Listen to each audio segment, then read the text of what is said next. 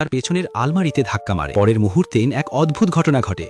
মেঝেতে পড়ে থাকা কাঁচের গুলিগুলো আপনা আপনি এক জায়গায় জড়ো হতে শুরু করে। নারীর মনে হয় মেঝের নিচে নিশ্চয়ই কোনো গুপ্তধন লুকানো আছে, তাই সে কার্পেট সরিয়ে ফেলে এবং কুড়াল তুলে নিয়ে এলোপাথারি কুপাতে শুরু করে। অল্প সময়ের মধ্যেই নিচ থেকে ভেসে আসে একসময় পানিতে ডুবে মারা যাওয়া ঝিঞ্জির কান্নার শব্দ। নারী যখন ঝুঁকে দেখে নিতে যাচ্ছিল, হঠাৎই সে পেছনে কারো উপস্থিতি টের পায়, কিন্তু ফিরে তাকিয়ে কিছুই দেখতে পায় না।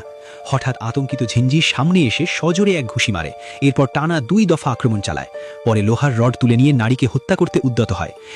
হঠাৎ করে বাতির টিউব নষ্ট হয়ে যায়, আর ঝিঞ্জির হাতে থাকা অস্ত্রটি রূপ নেয় একটি বৈদ্যুতিক করাতে। এই দৃশ্য দেখে নারীও একটি বৈদ্যুতিক করাত তুলে নিয়ে পাল্টা আক্রমণ করে। ভালো করে তাকিয়ে সে বুঝতে পারে ওটা আসলে কোনো কাজের না, এমন এক বলিদানের যন্ত্র। ঝিঞ্জি এতে ভীষণ খুশি হয়ে জায়গায় জায়গায় নাচতে শুরু করে, কিন্তু আনন্দের চোটে ছাদের সাথে ধাক্কা লেগে ছাদ ভেঙে পড়ে। এই সুযোগে নারী লোহার রড তুলে নিয়ে ঝিঞ্জিকে শেষ করে দিতে উদ্যত হয়, কিন্তু ঝিঞ্জি হঠাৎ তার ছোট ভাইকে ধরে জিম্মি করে ফেলে।